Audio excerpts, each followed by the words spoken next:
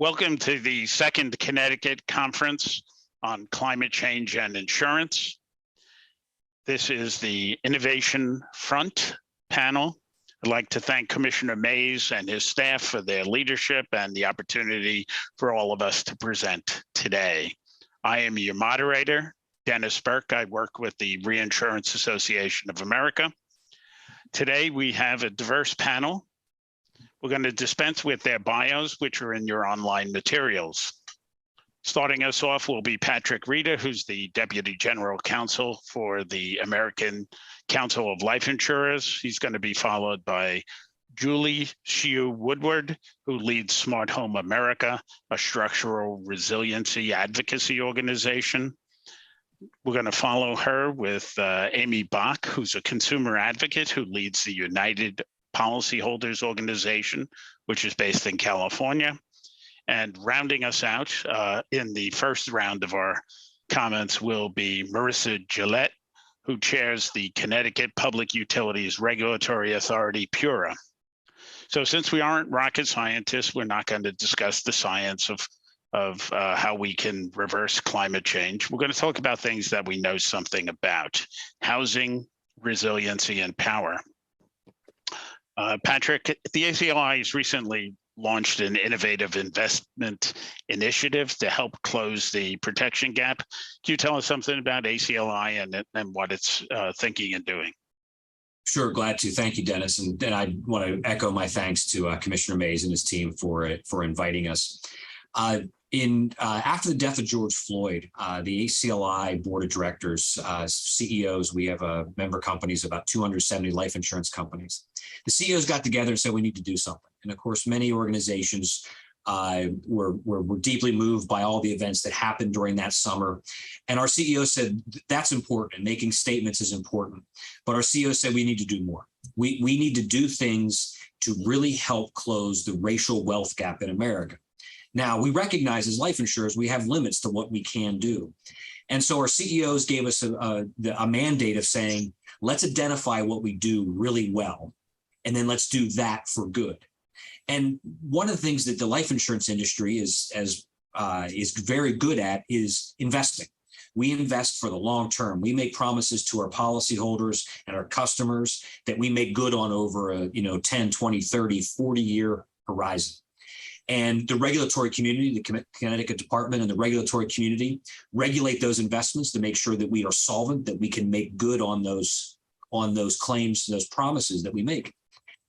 But we said, we do significant investing. The life insurance industry has about $7.5 trillion in invested assets. They have, and much of it's very long term. So we thought and said, what do we do where we can really help close the wealth gap? And we said affordable housing and impact investing, bringing those two things together is very important. Now, the life insurance industry and the life insurance industry in Connecticut is not new to impact investing. As of 2020, the life insurers had invested $184 million with the Connecticut Housing Finance Authority and had about $837 million in commercial mortgages in apartment buildings and multifamily homes. So the insurance industry is working in this space. We thought, what can we really do? So we focused on a couple of things. One, we focused on affordable housing. Now, affordable is a term of art. It's a term of art, and it's typically meant to look at individuals who have housing needs and where the average median income, the AMI, is between 50 and 80% in the community. And that's what's typically considered affordable housing. There's another tranche above that, very important. I know that the folks in this call in this meeting are going to talk about where they are really focusing and some of the innovation that they are working on is also in what we call the workforce space. And that's an average of where the incomes of the owners and the renters is between 80 and 150% of the average median income. Think of your shopkeepers, your firefighters, first responders, police officers, teachers. And we thought we need to make sure that we're focusing on that space. So we decided that we would work on affordable housing. And then we said, we're going to make an impact, right? Let's make an impact. Now, affordable is an impact. If we are, as an industry, work together to increase access to affordable housing, we're going to be making an impact on families. If that's all that we did, that would make an impact on families. If they don't have to work 3 jobs to pay rent, if they can take their kids to McDonald's after a long day because they have a little bit more disposable income because they have a predictable rent or a predictable mortgage payment that they can afford, that's an impact. But we want to do more. And you're going to hear more about that in a little bit. But let me tell you some of the things we're thinking about. We think about sustainability. So if we are going to be investing in affordable housing, if our members are going to be investing in that space, what is not just affordable, but what's sustainable? So it's how is the house being built or refurbished? What are the, what power needs? What are the utilities like? What are the appliances like? But we're also going to look even broader, which is what's the livability? Where is the housing located? Where is this affordable housing located? Do the residents have access to fresh fruits and vegetables? Is it in a food desert? Do they have access to public transit so they can get to the doctors, they can get to their work, they can get to school? Where's the public transit? What about other livability things, such as access to Wi-Fi? Does the development have Wi-Fi? All of those sorts of things are things that our members are considering when we're looking at how do we invest. So how are we going to do it? We're going to look at long-term fixed rate investment grade debt, because that's what the life insurance industry is really good at. And there's great need for it. There's the financing network out there that works in the sort of the grantor space, the tax credit space, the foundation space, and then with banks from the equity side. And so where we think the insurance industry can plug in is on the debt side, where they bring long-term debt to keep rents at an affordable level. And I'll just wrap up my opening sort of pieces with the mechanics. So the ACLI has been asked to, and we've set up a nonprofit organization underneath the ACLI called 360 Community Capital. We're in the process of forming that. We had 40 of our life insurance companies that provided seed capital for the startup of the organization. So they didn't just say this was a good idea. They put money behind it and said this was a good idea that we're going to invest in. And we're in the process of, we have an investment committee. We're working through an RFP process with CDFI network, and we're trying to identify what those opportunities are. And I'll close the way I opened, which is the life insurance industry is trying to do what we do very well, which is investing to protect our customers and do that investing to do good. So that's what our initiative is. And I think our initiative just ties into some of the other things, Dennis, that you're going to hear throughout the rest of this panel. I'm excited about what else you're going to hear today. Well, thanks, Patrick. And I think that your comment that you were basically sticking to your knitting, what you do well. One of the questions is, do life insurers know how to build in a resilient manner, or do they need experts? And our next panelist is one of those experts. So we'll turn it over to Julie. And Julie, can you tell us what Smart Home is doing in the resilient space, and particularly the affordable housing space that Patrick has mentioned? Yes, thank you, Dennis. And thank you to the commissioner and the team at the Department of Insurance for having me. So I'm going to say I'm not necessarily an expert, but I'm really good at getting the experts to the table and connecting the experts to everybody that needs to talk to them.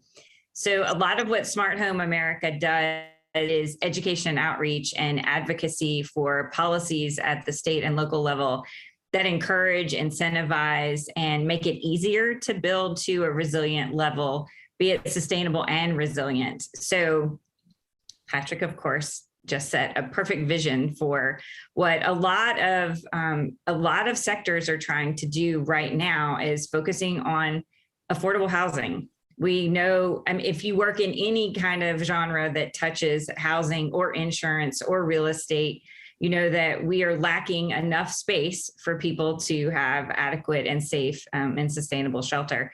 And affordable housing is one of the largest challenges in every single community that we have, and especially challenging in high risk areas. So those areas,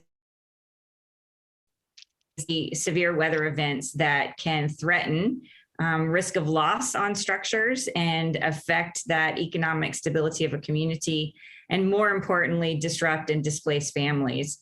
And so Smart Home connects the fortified standard, which comes out of the Insurance Institute for Business and Home Safety, which is just a way of building a structure that can take a pretty significant weather event more than one time and continue to function and be habitable. With it will have damage, but it will be minimal enough damage that a family or a business, if they had to evacuate, could evacuate and then come back and start recovering quickly. So it shortens that distance in the recovery process from evacuation to occupancy again. But if we're talking about affordable housing, and I loved, Patrick, that you used the sectors that would live in those, because I'm traveling right now with work giving presentations, and I just spoke yesterday to the community development agencies around. So those are your state agencies that move your federal dollars to build. And I actually was talking to them about, this is your workforce housing. So just like Patrick said, everybody uses affordable housing in a different way. But we're talking about workforce housing. If your community takes a significant weather event and disaster, then your workforce is displaced. And if they can't come back, you're not reopening. So you're not recovering. So you're taking that hit to that economic base. And if it's bad enough, and if they weren't in resilient enough building and they didn't have adequate insurance, which unfortunately is many, many Americans not having adequate insurance, they're not recovering and they're leaving your tax base. And so how do we fix this? Basically, we just look for the best science and we put it in place, and we know how to do that now. So I say this with absolute confidence. We know how to build a structure above the flood and to take the wind and the rain and the hail and now the wildfire. There's 20 plus, well, there's 30 plus years now of science behind it. So we know how to do it. We also know how to do it to a level that the insurance industry recognizes it, will write it in a high risk area where they're not so prone to want to write, and they're willing to back that risk. And so really the conversation's kind of done in that sense. And so we know how to build it, we know how to inspect it, we know how to make sure it functions that way. And we've had many, many of those structures over the last two years specifically be tested in extreme events in a Cat 5, Cat 4 hurricanes, and they performed wonderfully. So what does that really mean? It means that if that workforce family in that home that was resilient to the wind, the rain, and the water, rising water, for any reason that they had a hiccup in their financial situation, an emergency, any little thing that required them to have to not have insurance for that moment and that time, it means that it's not a lost cause. And this is from me spending a lot of time on the ground in local and state government. So I'm speaking from a what do we see after disaster situation. It means that family, regardless of where they are with their insurance at that moment, is highly likely to be able to continue to recover because they're not coming back to 100% loss. They're not coming back to having to pull and rip out everything out of the house and put it at the curb, because they're coming back to a structure that held in whatever high wind event it was. Yes, there's damage. Yes, there's massive cleanup to do, but it wasn't 100% loss. And so they can continue to move forward and recover. We share that messaging, we educate on what that means, we get into the weeds about how to build to fortified. And then we work in the policy sector to advocate and educate the leadership that sets policy so that builders, contractors, insurance realtors can have access to this type of building, can get it built, are encouraged to build it, and there's nothing blocking their way. That's what we do. Well, thank you. That's very helpful, and it's sort of provides a path forward for the the future resiliency. So we're glad you're out there championing that message. Another person who's championing it from a slightly different angle is Amy Bach. Amy, could you tell us what United Policyholders is doing in the wildfire space?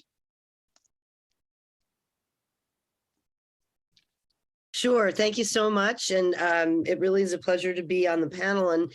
And you know, not only do I appreciate Commissioner Mays, but George Bradner with his department has been really sleeves rolled up and very focused on you know, resiliency for many years. In fact, I learned from him about something that's now very commonplace, but he was the first one who talked to me about communities that have been hit by wildfires that are where there's severe underinsurance, people who don't have insurance, people who don't have enough on their structures, using those communities being able to tap into CDBG block grants for some extra dough. And that's become a really important resource for a lot of communities. And George was the first one who pointed that out to me. So the innovation in the climate adaptation space related to insurance is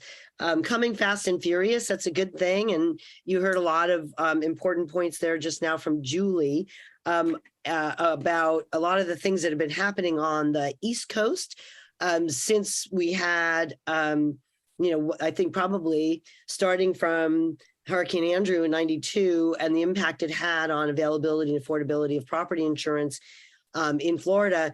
It kind of became a breeding ground for a lot of innovation. And it really, I think, you know, the IBHS work around the rolling out fortified home programs and the various states now that have got these programs where a property owner can seek this fortified home designation, and where communities can be engaged in promoting that program is a really important positive force right now that is continuing to gain momentum.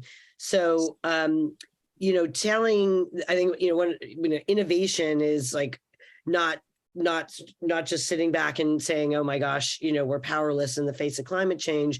But it's saying, yeah, no, we're not powerless. There's a lot of things we can do. And one of those things is to make it less likely that structures are going to be damaged or destroyed, which of course has that double benefit of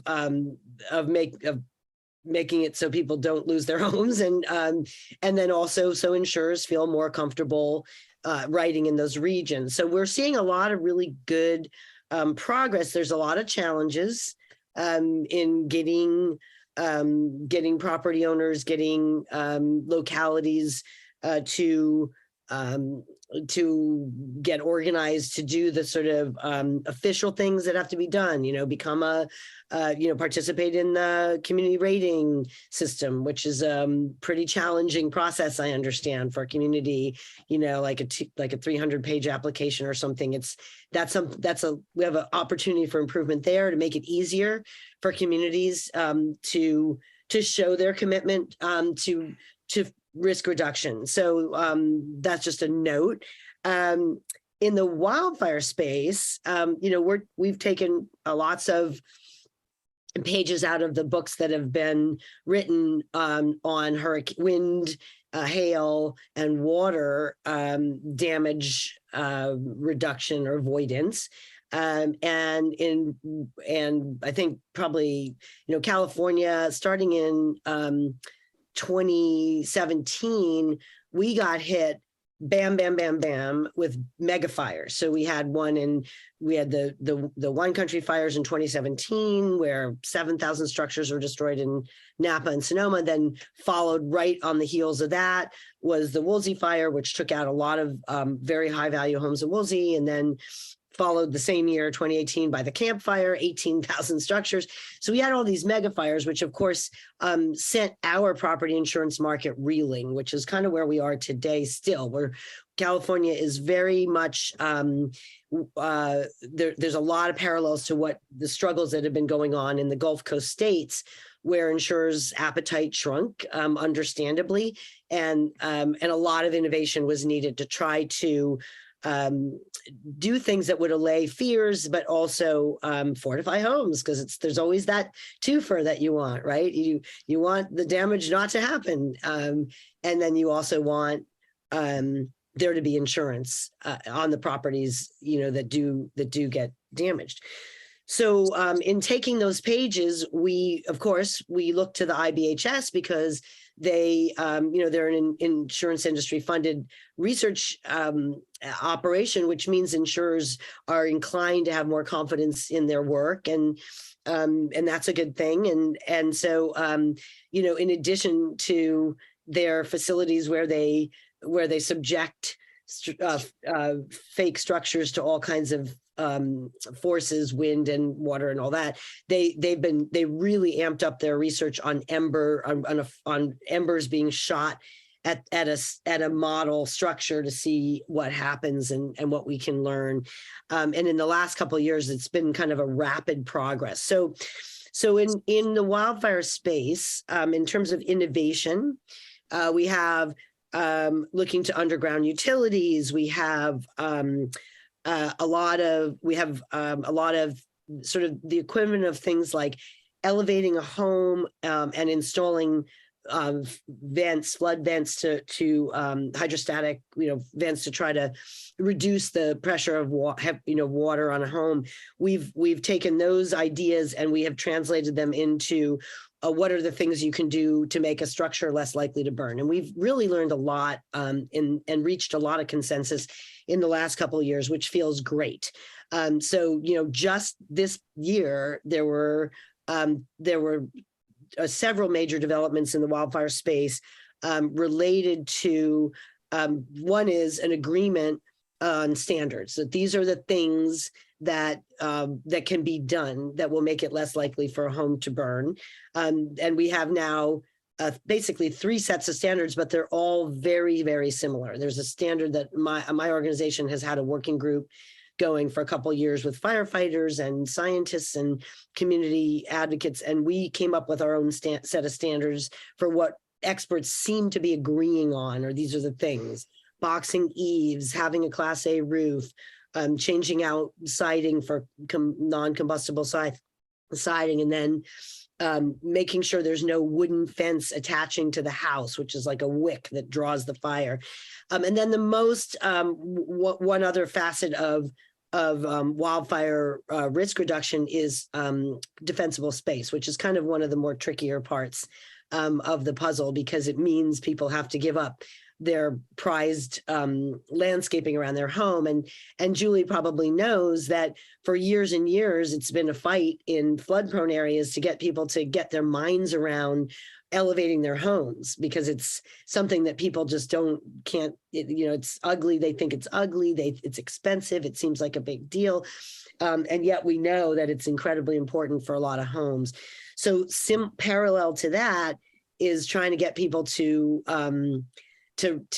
change the landscaping around their homes, which is actually going to be a much bigger challenge than anyone would have thought. It's a lot bigger challenge than I had really realized. I was like, oh, come on, 5 feet of defensible space, right? Turns out it's actually a very big deal. So that's one of our big challenges there. But we at least have gotten agreement on the standards. We've gotten agreement on what actually is effective in wildfire risk reduction. And now there's been a lot of innovation on resilient rebuilding. So, my organization added a whole curriculum unit to our post-wildfire education program that we do in these areas, where we teach people, here's something called autoclave concrete, and here's some insulated concrete forms, and, different ways that people are now building homes different from stick building. Now, a lot of this is about, changing people's mindsets. And of course, a lot of this is the biggest problem is not the rebuilds. It's easier to kind of make the rebuilds better, make people comply with building codes and teach them about, and I think like our friends in the Building Industry Association are really embracing the concept of resilient rebuilding. And they're really, there's a lot of good work being done in the home building industry to incorporate resilience in rebuilds. The problem though is the already built structures, and that's of course the rub. That's the majority of the challenge, is getting people who are like, my house is fine, why do I need to spend money on it? It looks fine, it is fine, why do I, it's like the challenge of getting taxpayers to want to finance infrastructure repairs. It's like, really, I'd rather have more cops and than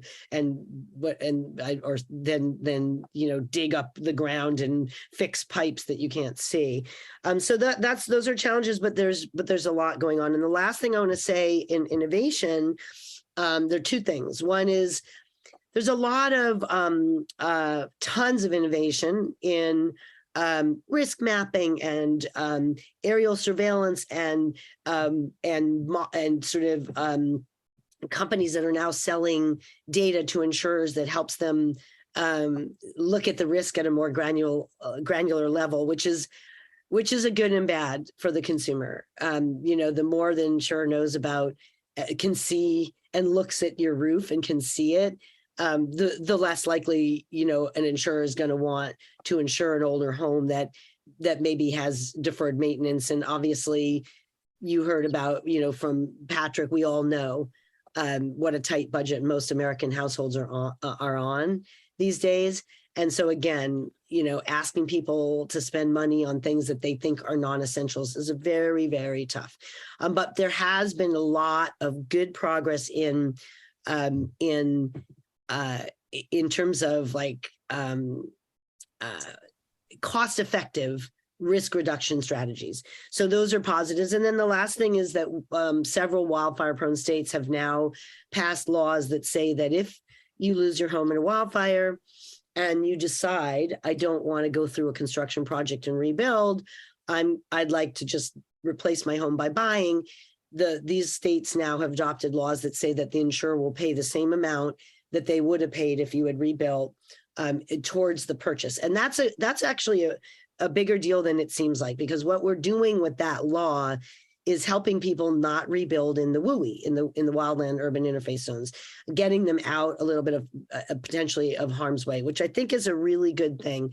So hopefully insurers are seeing that as a positive. I think there's always some concern, when you bring on a new mandate that it's going to, drive costs up. But in this space, I feel like, there's a lot more collaboration between the insurance industry and housing advocates and municipalities, because, a lot of these areas that have gotten hit by disasters are struggling, with shrunken property tax bases and vacant lots. So we all kind of recognize it's in everyone's interest to get insurers to get to a better comfort level so that they can continue to insure properties that are more in harm's way than we thought that they were in the past.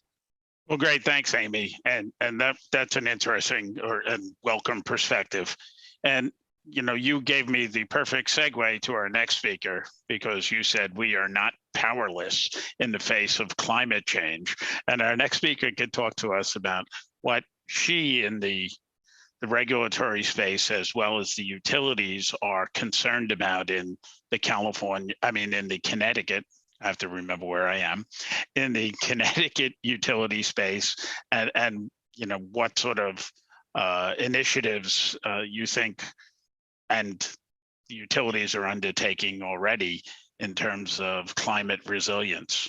And you've already mentioned to me about the fact that Connecticut is a forested state, which most of us who drive, along I-95 are not particularly aware of. So please share your perspective.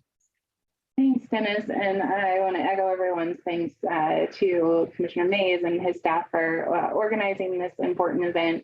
I was able to participate last year and had a lot of takeaways that we have factored into the proceedings that we have I know everyone in the insurance space is familiar with regulation. So I essentially hold a similar role that over the public utilities that are investor owned in the state of Connecticut. And listening to the speakers that went before me, there's really a couple of different ways that we have to approach the issue of resilience and climate adaptation from the utility perspective. Certainly, we could have a whole panel conversation on the role of utilities and their infrastructure in causing the wildfires in California, as well as the ramifications of non-resilient infrastructure, across the country following storms. But I'd like to circle back and kind of pick up where Patrick and Julie were leaving off with affordable housing, because one of the things, I think utility regulators focus on most of the time is what I was just saying, the resilience of the utility infrastructure at large. But there's also a way to approach resilience and climate adaptation at the, the more granular level. And we're starting to play a role in the space of affordable housing as well. We're hearing Patrick talk about they're looking at utilities and the ability to afford a utility when you're in an affordable housing is something that is not necessarily a given. And I think that there's a nice, opportunity for an interplay between, the investment in affordable housing and utilities. So in Connecticut, 2 legislative sessions ago, they passed Public Act 21-48, which was kind of our first foray into looking into this. And specifically, it qualified affordable housing as an eligible customer in a lot of our renewable programs. So residential renewable programs, I should be clear. And, that's caused us to look at affordable housing, the definitions, and the ability of that housing. I think there are experts on this panel about the ability of the housing itself to withstand, some of these climate events, but the utilities around them, just because the infrastructure that the house is able to withstand the event doesn't make it necessarily habitable if the utilities for that house have gone down in a major event. So where our Public Act comes into play and where I think the utilities can play a role is in helping to stand up what are essentially nanogrids. So by that, I mean, solar on the roof of these affordable housing units paired with battery storage, which is behind the meter. So you're essentially setting up this housing epicenter for your workforce to be able to come home, not just to running electricity, because the solar and storage has allowed you to stay online even when the grid at large is down. But additionally, people don't think about water being affected by a lack of electricity. And it is. A lot of folks who are on well water, for example, or city water, when the electricity goes down, your heating source with natural gas is affected, your water is affected. So really, I think there's a place for utilities and their regulators to play in this space and kind of bring everyone together, whether it's focusing on the infrastructure that the utilities have at the more global level to make sure that they're keeping up with their infrastructure and it's not causing wildfires or contributing to events. And also at the more granular level to make sure that the affordable housing is not just able to withstand the climate event, but is able to be habitable because we've created this, grid in light of the larger climate impacts on the utility system. So I'll stop there. I really welcome the participation in this conversation. Like I mentioned, I had a couple of takeaways from last year. Went back and was able to talk to my utilities about how they insure themselves. And it's really been eye-opening, not just today, but last year. So I'll conclude by thanking my fellow panelists and everyone for including us in this conversation. Thank you. Thank you, Marissa. And I would love to continue this conversation for an extended period. And we should have had two 2 hours as opposed to 45 minutes. But we're moving along, and I'm trying to get a couple of quick questions in for everyone.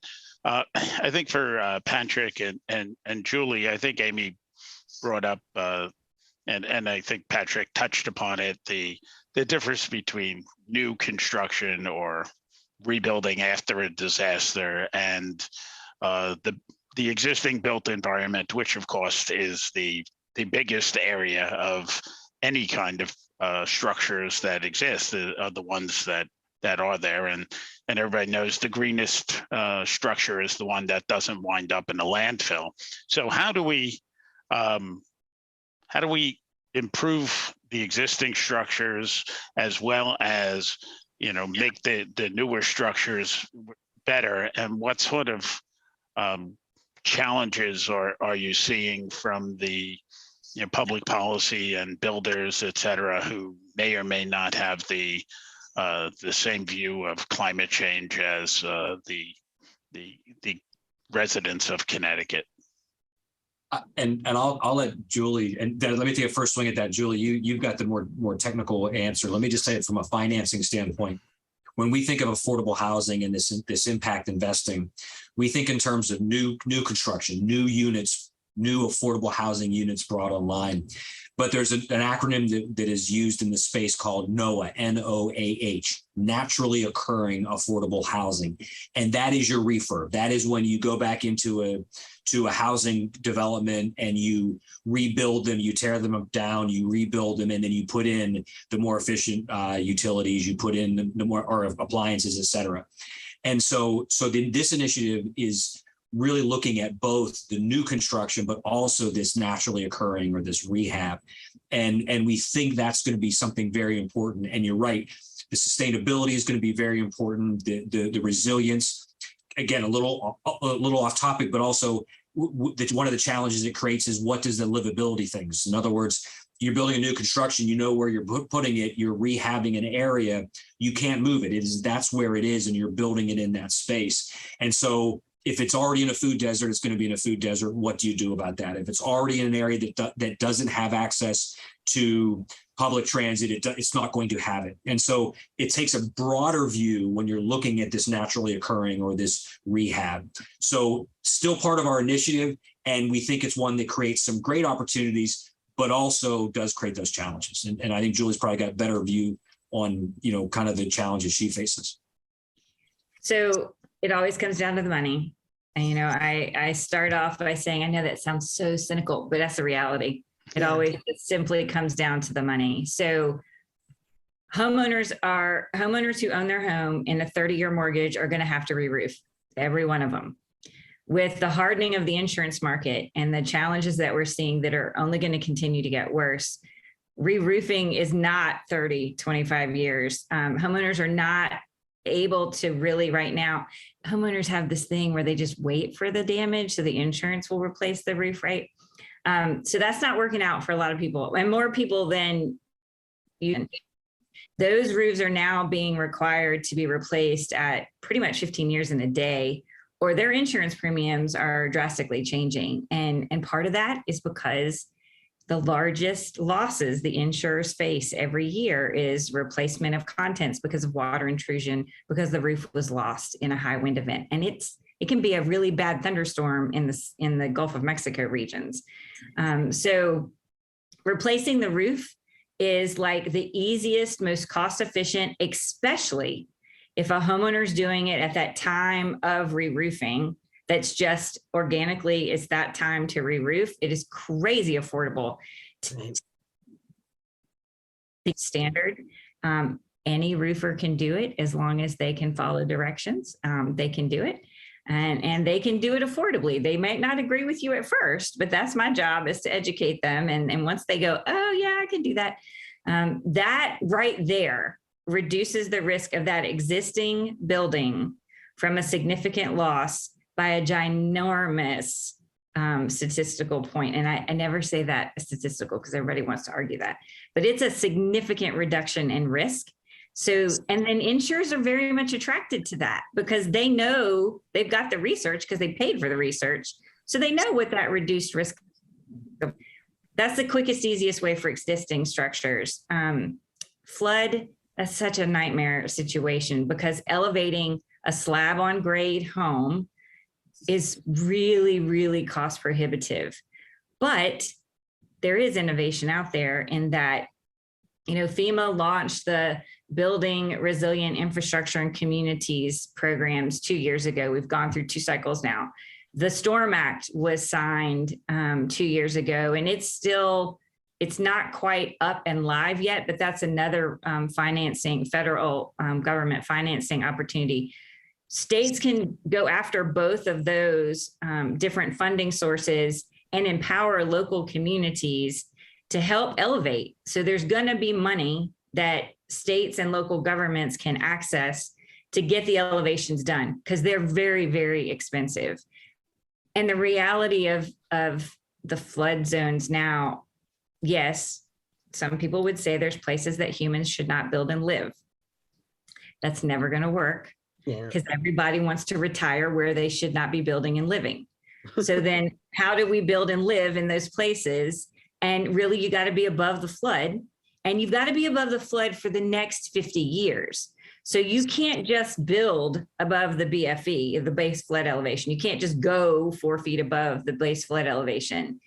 That jurisdiction has to have the political will to say, okay, we know this is what our flood looks like 20 and 30 and 40 years out. And so you're going to have to build to this, but they can't just say that, right? Then they have to be able to say, and we're going after money to help meet you somewhere in that financial commitment to get your structure there, because buyouts are not really an option. We don't have enough housing right now in the United States for everybody to have safe, quality, resilient housing, period.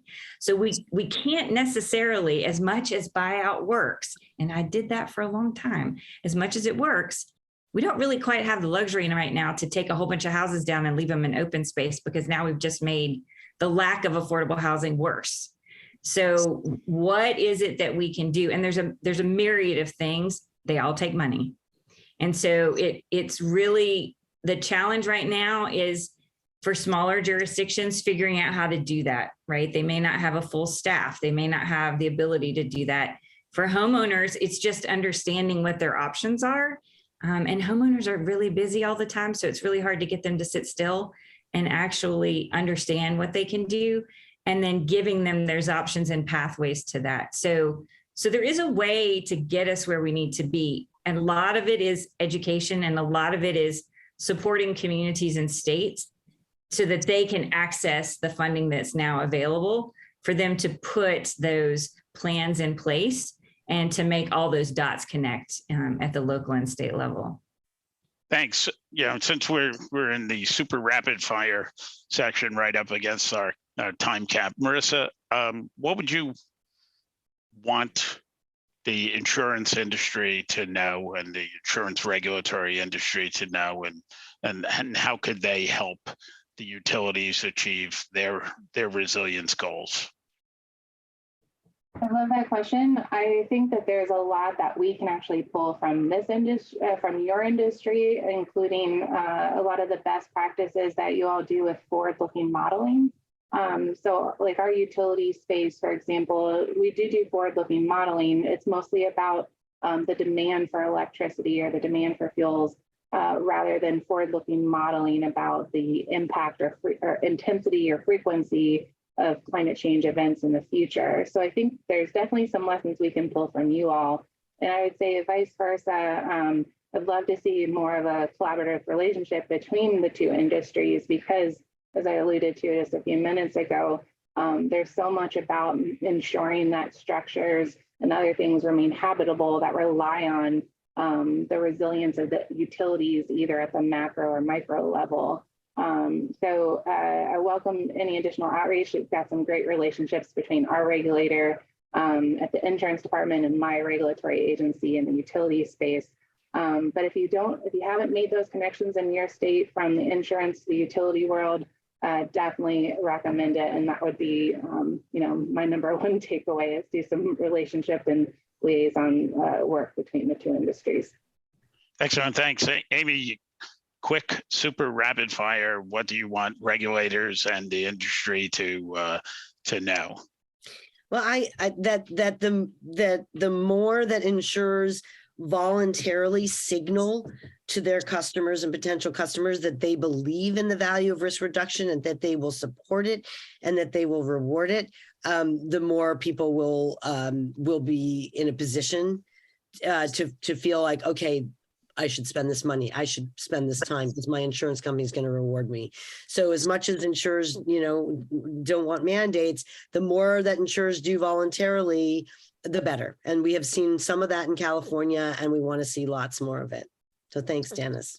So thanks, Amy. And I thank the entire panel. I think one of the things we heard today is that climate change is challenging because one size doesn't fit all.